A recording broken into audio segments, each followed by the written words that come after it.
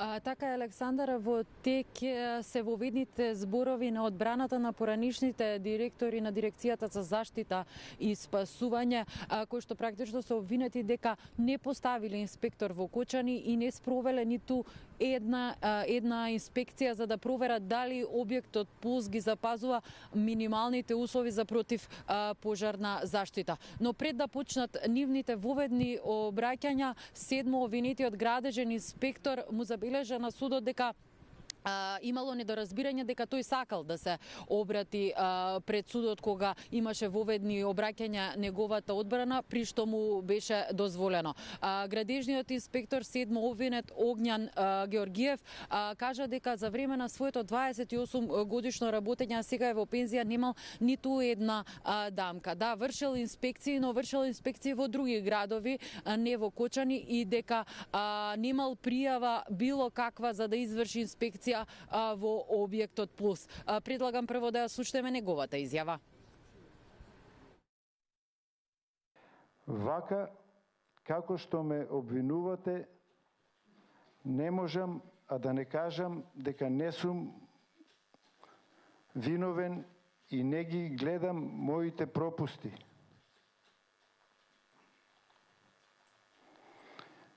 Дајте ми законитост што сум пропуштил. И на крајот ќе кажам дека и јас барам правда. Значи, барам правда исто како и сите други. Поранишниот директор на ДЗС Шабан Салију пак кажа дека обвинението е базирано на предпоставки, а не на докази.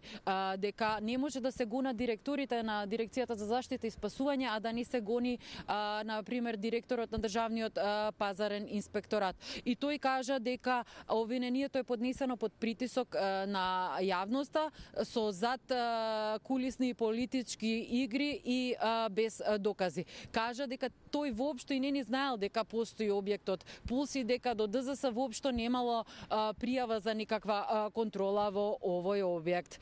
Предлагам да слушнеме и неговата изјава, односно обраќање денешно пред судот тука во Идризово. Директорите на ДЗС, иако биле свесни дека поради нивното несторување може да настапи штетна последица, се согласило со незиното настапување. Бог да чува.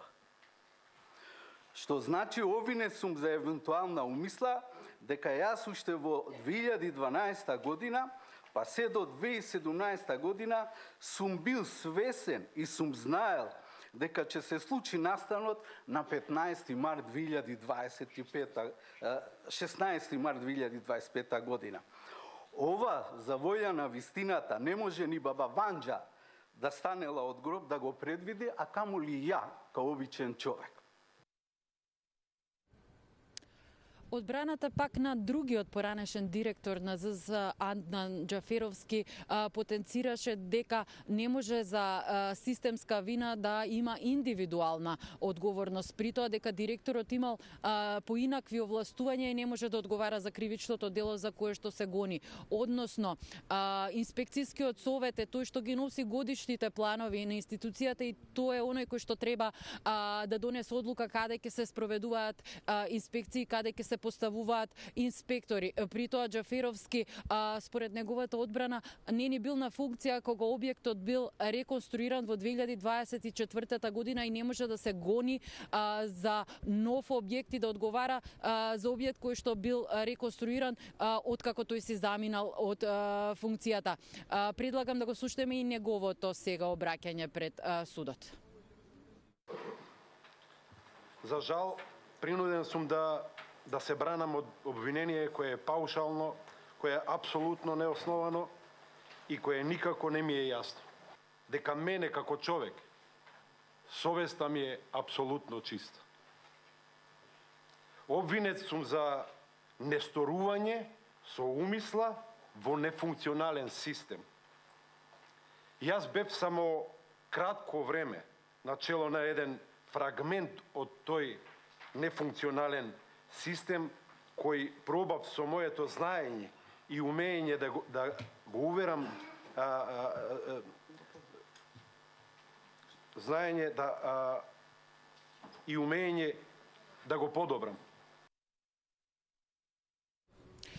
Во тек е воведното обраќање и на одбраната на поранишниот директор Беким Максути. Неговиот адвокат Еленко Миланов, барем до моментот кога излеговме тука за да се јавиме на линкот, кажа дека ќе докажува дека вина за пожарот се всушност пиротехничките средства, а не действувањата на дирекцијата. Предлагам да видиме дел и од неговото обраќање. Ќе докажеме дека непромисленост, недозволеност на употреба на пиротехнички средства во затворен простор е причина за пожарот. Ќе докажеме дека тоа е лекомисленост на оние кои што тоа го предизвикаа. По ова се очекува и обраќањето, односно воведните обраќања и на одбраната на последниот директор од ДЗС кој е обвинет во овој случај, Џеват Селами. Секако дирекцијата за спасување и заштита е обвинет и еден инспектор. Доколку завршат со овие воведни обраќања, потоа следуваат и обраќањата на адвокатите на поранишните министри за економија кои што се обвинети во случајот. Телмо останува да го следи денешното рочиште до крај. Александар?